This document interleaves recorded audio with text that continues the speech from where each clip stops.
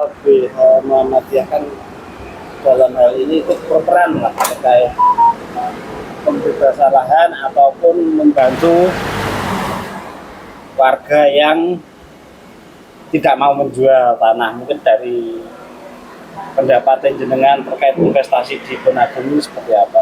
Ya, terima kasih sebelumnya. Terima kasih teman-teman media, bahwasanya kami dari LBH Muhammadiyah kemarin dimintai dari PP, Pimpinan Pusat Muhammadiyah, untuk membantu dan mengadvokasi warga yang terdampak pembangunan pabrik sepatu Bonagung. Ya. Nah, di sini kita dimintai untuk membantu mengadvokasi untuk warga yang menolak adanya pembangunan pabrik sepatu di Bonagung. Sikap kami sebagai LBH Muhammadiyah, karena itu memang permohonan untuk bantuan advokasi, memang kita secara legal kita memberikan kuasa pada warga yang menolak. Namun kita juga tidak membatasi adanya investasi. Kami di sini berdiri hanya melindungi teman-teman itu untuk melindungi hak-haknya. Hak-hak seperti apa? Contohnya ketika adanya intimidasi, adanya kekerasan dan sebagainya, lah itu kita baru turun. Tapi untuk mengenai investasinya, kita secara kelembagaan welcome terhadap investasi yang masuk ke Kabupaten Sragen. Sejauh ini selama pendampingan tidak ada intimidasi atau sejenisnya semacam itu Ya. jadi. Ya memang ketika kita sudah teken kuasa, pemberian kuasa dari warga yang menolak, sampai saat ini belum ada intimidasi secara langsung kepada warga. Tapi memang di lingkungan warga memang secara psikologis terdampak dengan adanya ini. Makanya kita juga pendampingan secara konseling, pendampingan terhadap psikologis dari warga yang menolak itu. Dan di sini kita juga sebagai penjembatan antara PT TKG dan warga Bonagung sendiri. Kalau dari sudut pandang investasi gimana Mas? Sebenarnya kan dengan mundurnya TKG Tekwang untuk melanjutkan upayanya investasi ini kan mungkin ada banyak kerugian. Nah, secara hitung-hitungan normal ya, kerugian ke kabupaten maupun warga sekitar juga yang berharap ada pabrik itu jadi dan berjalan. Ya kalau melihat percepatan investasi yang digaungkan oleh Presiden Joko Widodo, memang kita secara kelembagaan kita juga menerima adanya itu. Dan bahwasanya ketika investasi itu masuk ke Sragen juga berdampak pada masyarakat Sragen pada umumnya. Nah, di sini kita juga sebagai penjembatan dalam hal ketika ada investor masuk, kita menerima kuasa dari warga yang menolak. Nah, di sini kita mencari titik di mana permasalahan itu terjadi. Kenapa warga itu menolak dengan adanya investasi masuk ini, ada apa, dilatar belakangi oleh apa, dan sebagainya.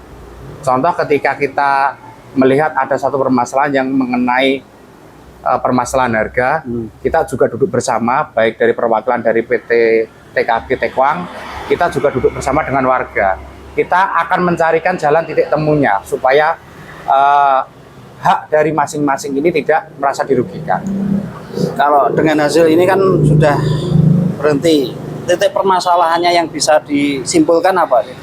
Ya, kalau kita melihat dari advokasi yang selama ini kita jalani, itu yang pertama memang ada sebagian warga yang benar-benar menolak dan tidak mau, memang benar-benar tidak mau untuk menjual lahan itu.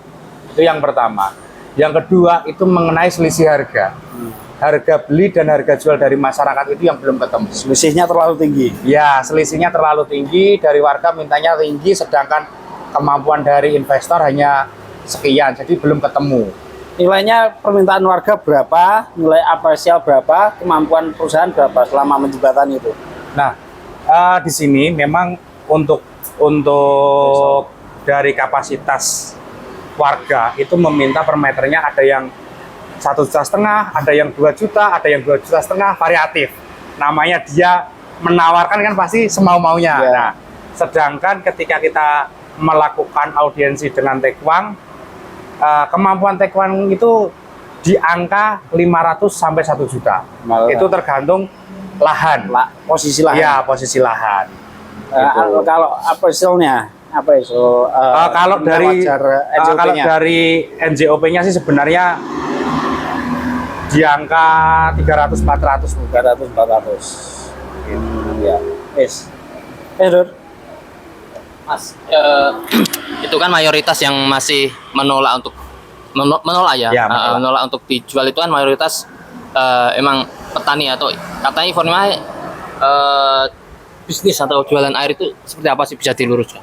Oh, untuk yang mengenai embel-embel bisnis ya, menolak karena adanya bisnis itu. Memang untuk masalah bisnis itu kita di luar itu sih. Kita pengadvokasiannya hanya sebatas kenapa warga menolak, lalu kita kumpulkan data-datanya, terus kita bedah secara bersama faktor-faktor apa saja yang memang kalau dari kita LBH Muhammadiyah kita mendapatkan dua itu. Yang pertama memang benar-benar dia tidak mau menjual dengan alasan itu tanah dari warisan nenek moyang yang perlu dijaga. Yang kedua karena memang belum ketemu harga. Selama ini kita eksekusi. Kalau untuk masalah di luar itu kami tidak ikut campur. Tapi memang benar ya Pak, di situ memang ada sumur untuk Ya. air per jamnya ya. Kalau memang isu yang berkembang di masyarakat memang ada yang mengatakan bahwasanya di situ ada lahan usaha dari warga, terus ketika itu dibuat pabrik atau dialih fungsikan sebagai pabrik, nah maka usahanya akan berhenti dan sebagainya. Tapi kita tidak terfokus untuk itu memang. Tapi komunikasi terakhir tetap ya dari TKM sudah mencoba komunikasi dengan 10 warga yang menolak ini ya.